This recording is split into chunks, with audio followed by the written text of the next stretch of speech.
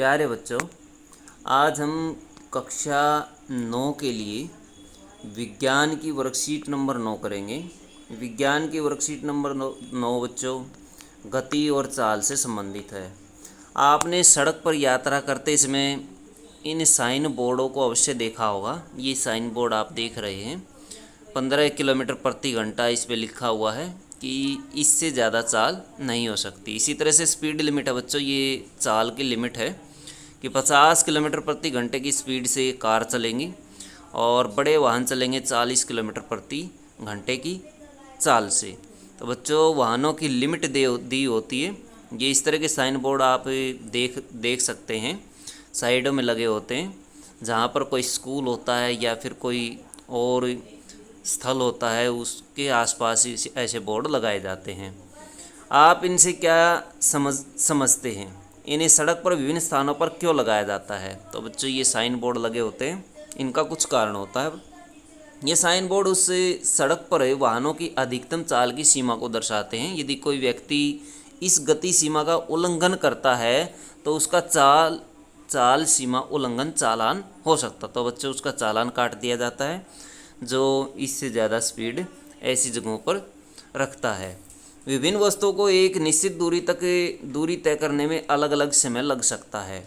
वस्तु की गति की दर उसके द्वारा एकांक समय में तय की गई दूरी से ज्ञात किया जाता है बच्चों।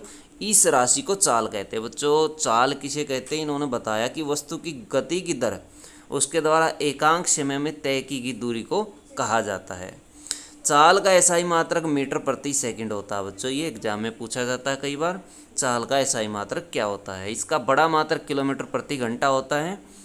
एक वस्तु की चाल दर्शाने के लिए हमें केवल उसकी मात्रा की आवश्यकता होती है, इसलिए यह एक अदिश राशि होती है। तो बच्चों, सदिश और अदिश दो प्रकार की राशियाँ होती हैं जिनमें केवल परिमाण पाया जाता है बच्चों। परिमाण, उन्हें अदिश राशियाँ कहा जाता है। और जिनमें परिमाण और डायरेक्शन अथवा दिशा दोनों पाई जाती है, परिमाण के साथ साथ दिशा भी पाई जाती है, उन राशियों को सदिश राशि कहा जाता है।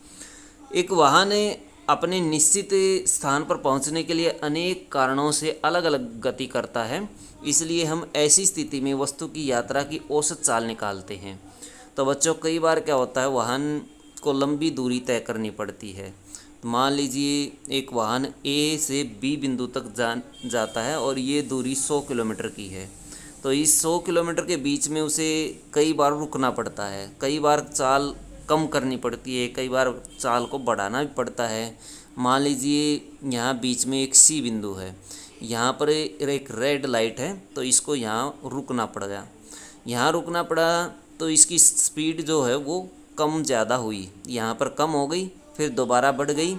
और फिर इस मान लीजिए डी पॉइंट है, तो डी पॉइंट पर फिर से रेड लाइट है या फिर कोई ट्रैफिक जाम है, उसकी वजह से भी उसको अपनी स्पीड में परिवर्तन करना पड़ा। तो इस तरह से बच्चों, चाल में परिवर्तन होने की वजह से हम एक लंबी दूरी इसमें तय करेंगे और इस लंबी दूरी को हम औसत चाल का कहेंगे। और इसमें औसत चाल हमें निकालनी पड़ेगी क्योंकि इसमें चाल अलग अलग हो गई। तो हम औसत चाल का परिकलन इस प्रकार करते हैं। औसत चाल बराबर वस्तु द्वारा तय की गई कुल दूरी और नीचे आ जाएगा कुल समय बच्चों, जितने समय में वो दूरी तय करी गई। यदि एक कार ने 100 किलोमीटर की दूरी 4 घंटे में तय की है तो यात्रा के दौरान उसकी चाल अलग अलग रही होगी, इसलिए हम इसकी औसत चाल परिकलित करते हैं 100/4। 100 को 4 से डिवाइड कर दीजिए, 25 किलोमीटर प्रति घंटा औसत चाल आ जाएगी। अब देखिए बच्चों, इस वर्कशीट से संबंधित कुछ क्वेश्चन हैं। चाल को परिभाषित कीजिए, इसका एसआई मात्रक बताइए। चाल की परिभाषा ऊपर दी गई है बच्चों और इसका एसआई मात्रक भी दिया हुआ है। ये चाल की परिभाषा है और इसका एसआई मात्रक ये दिया हुआ है मीटर प्रति सेकंड। तो बच्चों, ये वाला आंसर आप इसमें लिख सकते हैं। इसके बाद क्वेश्चन नंबर 2 है, हम किसी वस्तु की संपूर्ण यात्रा के लिए चाल के स्थान पर औसत चाल की बात क्यों करते हैं? क्योंकि बच्चों, लंबी यात्रा के दौरान चाल बदलनी पड़ती है, कम ज़्यादा हो जाती है। तो इसके लिए आप आंसर लिखेंगे ये वाला, औसत चाल वाला आप इसमें लिख सकते हैं। क्योंकि इसमें पहुंचने के निश्चित स्थान पर पहुंचने के लिए अनेक कारणों से गति करनी पड़ती है, कभी कम कभी ज़्यादा।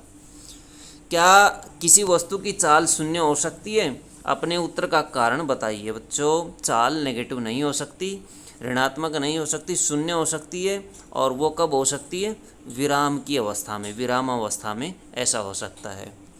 एक कार अपनी यात्रा के पहले घंटे में 20 किलोमीटर, दूसरे घंटे में 30 किलोमीटर, तीसरे घंटे में 40 किलोमीटर दूरी तय करती है। इस कार की औसत चाल परिकलित करिए। तो बच्चों औसत चाल का क्या सूत्र होता है? औसत चाल सारी की सारी जितनी चाल तय करी गई हैं सबको जोड़ दीजिए।